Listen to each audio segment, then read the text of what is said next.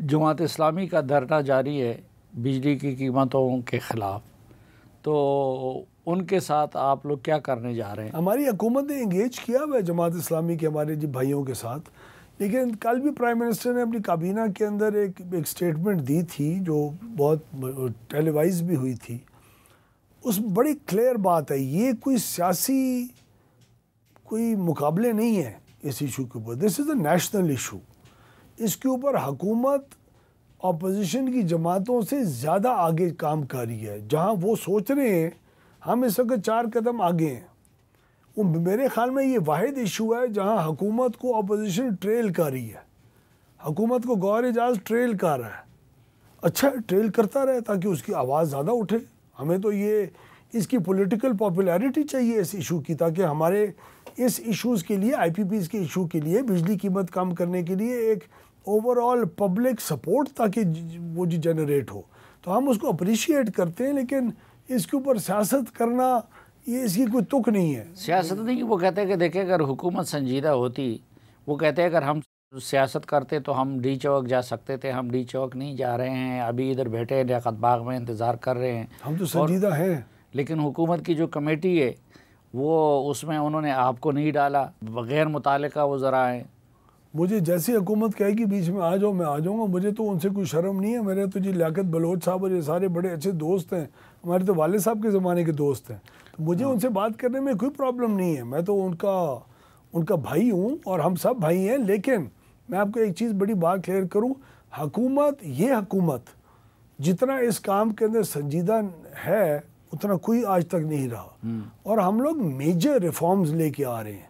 जो चीज़ गलती इस सेक्टर के अंदर है उस सब को मैं असेंबलियों के अंदर, सेनेट के अंदर तस्लीम करके उनके हल बता के और उनका जो टाइम फ्रेम है उसके साथ हम बता चुके हैं कि ये मसला कब हल होगा, इसका क्या कीमत के ऊपर असर पड़ेगा और ये किस तरह हल होगा। लेकिन हाफिज़ नईम रहमान साहब कह रहे हैं कि मेरे साथ ओपन मुनाज़रा किया जाए, मैं तैयार हूँ इस हुकूमत को मौजूदा अरेंजमेंट के साथ रेट कम करने का तरीका बताने के लिए। वो रेट कम करने का तरीका हमें वो मुआहदा, वो आज ओपन मुनाजरा कर लें, ग्रेट डिबेट कर लें, अपने साथ 4 इंजीनियर्स भी ले आए।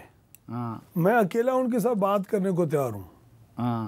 हमारे आप पास उनके साथ मुनाजरा करने के लिए तैयार? हम हर वक्त तैयार। हमने कब नहीं किया, ये तो पब्लिक इशू है। तो हम लोग तो हर रोज़ जो टीवी के ऊपर बात करते हैं, आप जैसे मेहरबान हमें बुलाते हैं, हम बात कर रहे होते हैं, हम तो उसकी फॉल्ट लाइन्स खुद आइडेंटिफाई।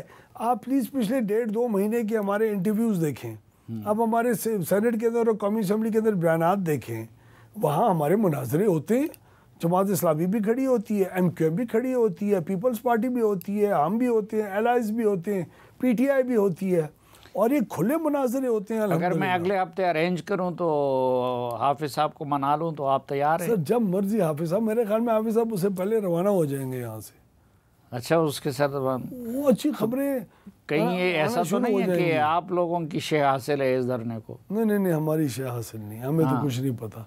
लेकिन अल्लाह हर इंसान को इस किस्म के इश्यूज़ को हाईलाइट करने की तौफीक अता फरमाए। लेकिन ये सियासी इशू नहीं है, ये हमारा इशू है, ये मुस्लिम लीग नून का इशू है, ये नवाज शरीफ का इशू है, ये प्राइम मिनिस्टर ऑफ पाकिस्तान का इशू है, ये हमारी काबीना का इशू है, ये हमारे एलाइज का इशू है।